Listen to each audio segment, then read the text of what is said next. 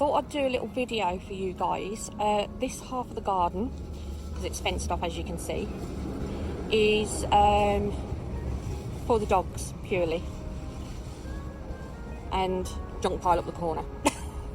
I'm not going to focus on that, but yeah, this half is for the dogs, so that's their pee and poo pot basically, and I'll take you into the better half. Right, on to the next bit. We're going to start by the gate. So we have got, what's that, clematis? Yep. Clematis growing up. We did have, what did we have there last year? Was it? That was clematis. We had A passion fruit, that was the one, yeah. A passion fruit, which flower was absolutely amazing. And I have actually got a picture of the flower, so I will put it up on the video now so you can see it. But after it flowered, it died off again, so we're not quite sure what we did wrong there, or if we did anything right. So, but we've got one either side, which is going to go up over there. Excuse the crap in the background, that is Richard's canoes, all 4 of them. Yeah, one for each roll of fat, as he said. Right, we have got various plants going along. What is that one? What? Currant. Oh, currant. Oh, is that the one we bought from Poundland? Bloody hell, yeah, we bought that one from Poundland. Weren't that 2 years ago? Yeah, it was in a pot, it didn't do anything, so I planted it and it got preserved. Yeah, I was going to say that was from Poundland. It's a currant. All these are from that, Oh, all them are from Poundland apparently, what are now growing. Loads of ivy, because it grows like shit off a shovel. That's a newbie, which is an Acer. Richard's gone and bought a few different colours of them because we both like them. And obviously up the corner is our barbecue. My bike, which hasn't moved because it's covered in cobwebs for many years. And do you know what that is, a walk going along the fence? Right, he thinks that's a Russian vine going along the fence. So hopefully that will come along at some point.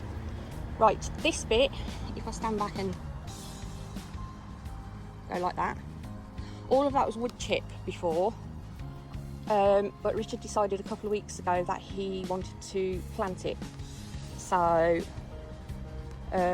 he's put various plants in there. We've split a few up from the bushes that we've already got, because we've got some very mature bushes which I'll show you in a minute. But in the middle of it is a giant eucalyptus tree, which goes all the way up there and all the way over there and all the way over there. It's massive, it's gigantic. We have to keep trimming it back because it gets that big, and there is bits of it what need to come down because they're overhanging neighbours' gardens, but we've got various things in there.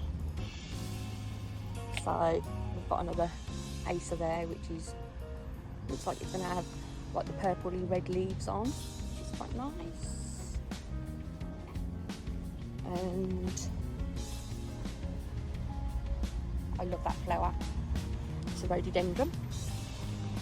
So those hanging baskets, oh, that bit up the corner, our dogs can sniff the other dogs next door, so we've sort of just boxed it off so they can't, otherwise they just bark at each other, which is not fair on the neighbours, so that bit stays like that.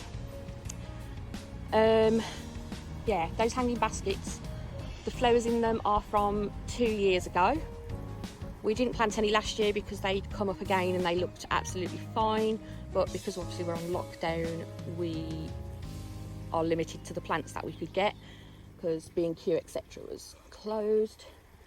So, but luckily they have sprouted again. They're not as colourful, it seems like it's the same plant in each one what's come up.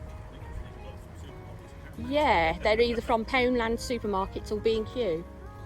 So, but as you can see, we've got very many mature bushes happening. That's some kind of fuchsia, isn't it, that one? That's a fuchsia. Yeah, I thought it was. That's a hydrangea there. So, if I show you, I'll have to go back for this because they are really tall. They're taller than the, as you can see, very tall.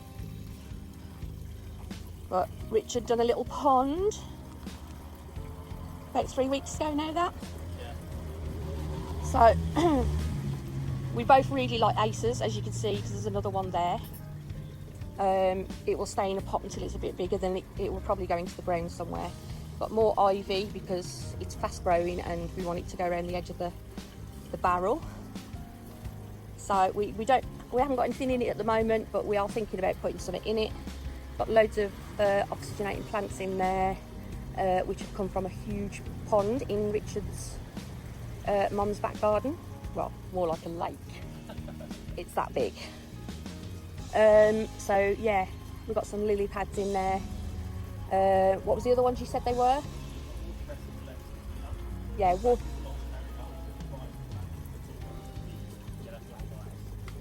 yellow flag iris, watercress. What was the other one? Yeah, that's your watercress. And that's your marshmallow. So yeah, at some point hopefully we could put some fish in it. Yeah. Just a few goldfish. So we have got, I love that bush there as well, but it's always covered in bloody ants. That's the only drawback with it.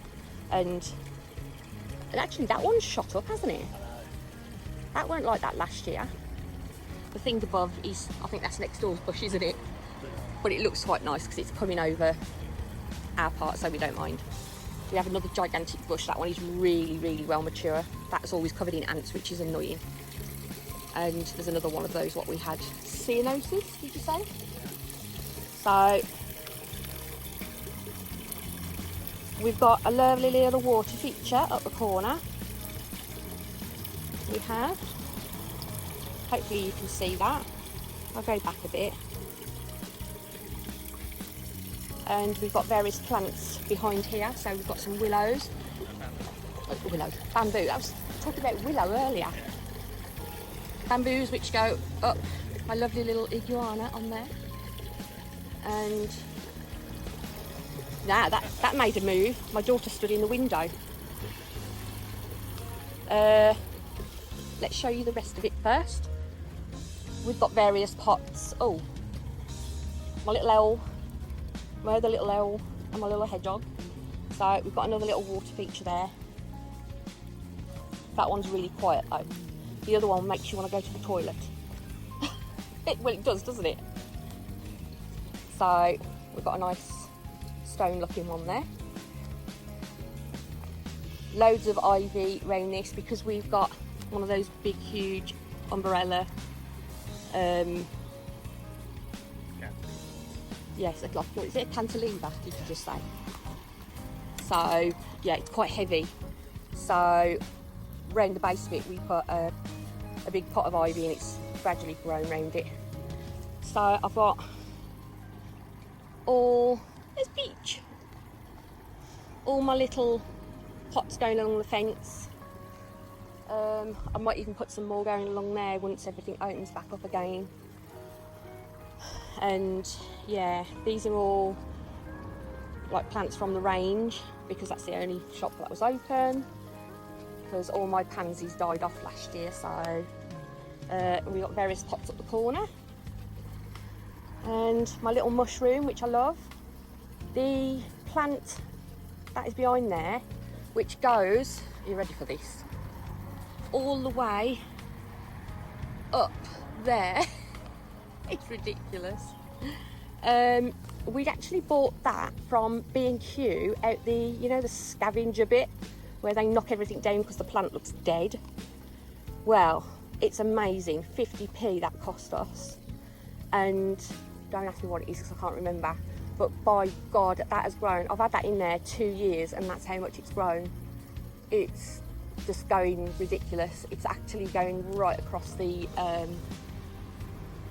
windows at the top, and it's starting to go around the side above our sheds.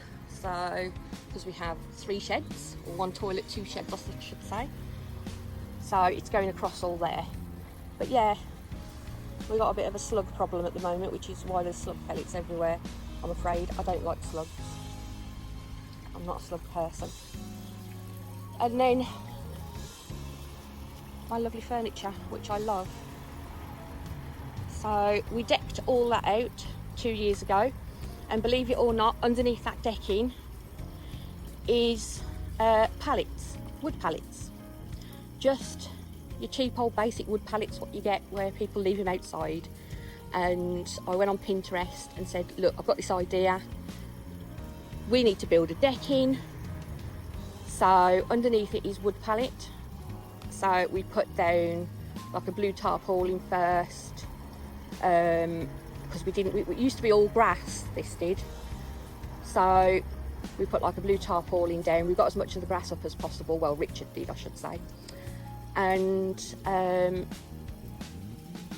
yeah, blue tarpaulin. Then you put a weed one down just in case any more came through. And then we put the pallets down. And then we went to B&Q and bought all those planks of wood. So it didn't actually cost that much. I think it was less than 100 quid it cost in total. And then obviously we stained it, and well, I say we, Richard.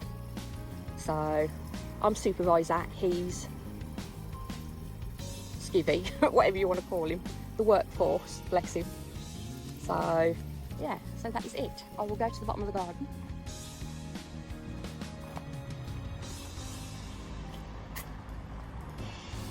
To watch I don't trip up, because I have a tendency of tripping up on things.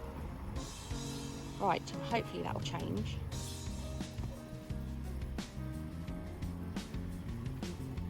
Okay, so as you can see, we've got quite a lengthy garden because we're on the end, so we've got quite a wide garden, which is why we split it up into two, especially having the amount of dogs we've got. It just, yeah, it just makes sense. Plus I know for a fact if the boy dogs come in here, the first thing they'll do is cock their leg up anything and everything. So we also got a little bench from B&Q as well a couple of years ago.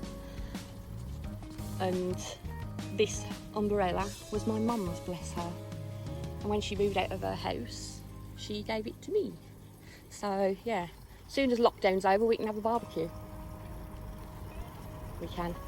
Right, I will leave you in peace, but I thought I'd give you a little, being as I can't go out and give you a little tour of the Isle of Wight, I would give you a little tour in my garden. I would. Right, see you again. Bye. Sat in the garden.